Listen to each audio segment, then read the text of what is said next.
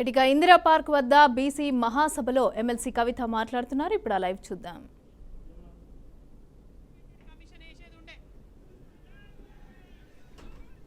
జై తెలంగాణ. ఒక్క నిమిషం.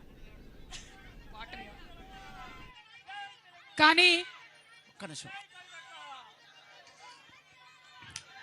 దయచేసి మీరు వచ్చిన వాళ్ళందరూ కూడా మీకు ఒక విజ్ఞప్తి, పేరు పేరున మీ ప్రతి ఒక్కరికి ధన్యవాదాలు తెలియజేస్తూ. Thank you nursing Jai BC.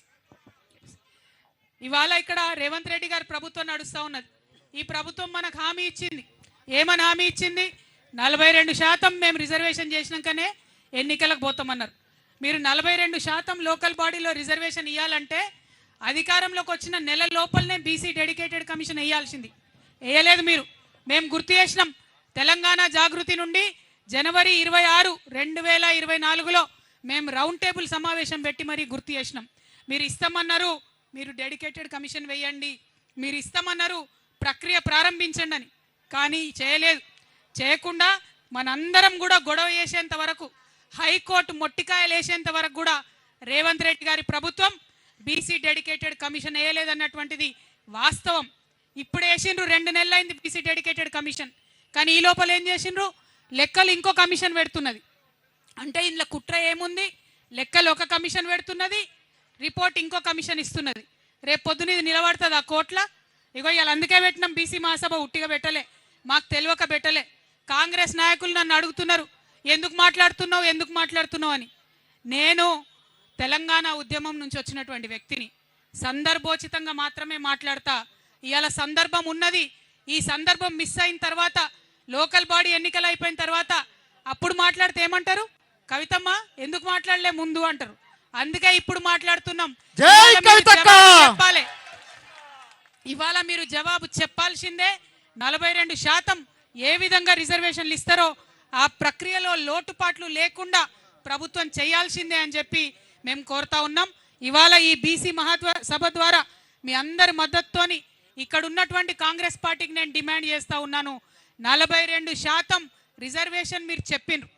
మరి ఎందుకు చెప్పారో 42% నాకు అర్థం కాలే. బీసీలు 42% కన్నా ఎక్కువనే ఉంటారు, అవునా కదా? ఎక్కువనే ఉంటాం. మరి 42% అని చెప్పిండ్రు. పోనీ చెప్పినంతనన్నా మీరు అమలు చేయండి. లేదంటే లెక్క తేలిన తర్వాత మేమెంతుంటే మాకంత రిజర్వేషన్ ఇచ్చి లోకల్ బాడీ ఎన్నికలకు వెళ్ళాలని చెప్పి ఈ సందర్భంగా నేను డిమాండ్ చేస్తూ ఉన్నాను. మరి ఇవాళ చాలా మంది చాలా రకాలుగా మాట్లాడుతున్నారు. సావిత్రిబాయి పూలేకి నిన్న మనం ధర్నా పెట్టంగానే సావిత్రిబాయి పూలే జయంతి అఫీషియల్గా చేయాలని రాత్రి పూట మరి ప్రభుత్వం నిర్ణయం తీసుకున్నదట, అవునా కదా? ఇది డెఫినెట్గా మన విజయమే. నేను చెప్తా ఉన్నా, కదులుతున్నాయి జంగు పట్టిన ప్రభుత్వం రథచక్రాలు కదులుతున్నాయి. తప్పకుండా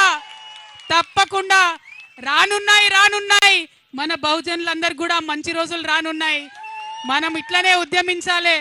ఉద్యమిస్తేనే చీకటి జీవితాల్లో సూర్యుడు ఉదయిస్తాడు, అంతే తప్పితే మామూలుగా రాదు. కాబట్టి ప్రభుత్వం దొంగ లెక్కలు, కాకి లెక్కలు కాకుండా నిజమైన లెక్కలు పెట్టి వాటా బీసీలకు ఇస్తామని వాగ్దానం చేసింది.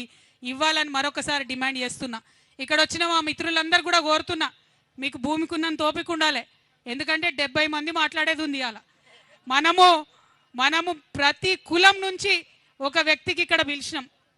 పాములు పట్టే అన్న కూడా వచ్చిండు. మరి పాము కూడా తీసుకొని వచ్చిండంట. భయపడకుండా ఎవరు, ఇప్పుడైతే కంట్రోల్నే ఉంది అది. కానీ పాము కూడా వచ్చింది మన మీటింగ్కి. నేను మిమ్మల్ని రిక్వెస్ట్ చేసేది ఏంటంటే, బీసీలలో ఉన్న అన్ని కులాలకు సంబంధించినటువంటి నాయకులు వారి వాయిస్ వినిపించాలనే ఉద్దేశంతో ఈ సభ పెట్టుకున్నాం. కొంచెం రష్ ఎక్కువైంది, అడిదికి ఎండ కొడుతుంది నాకు తెలుసు, క్షమించాలి.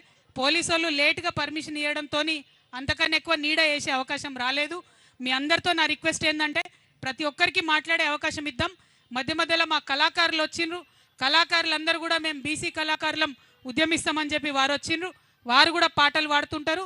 మొత్తం అయిపోయినాక అందరూ 70 మంది మాట్లాడినాక లాస్ట్కు మళ్ళొకసారి ఈ మహాసభ తీర్మానాలు చేసుకొని అప్పుడు సభ ముగిస్తాం. కాబట్టి ఓపికగా కూర్చోవాలని చెప్పి అందరికి కోరుతా ఉన్నా. జై బీసీ, జై తెలంగాణ, జై భీమ్. అక్క ధన్యవాదాలు.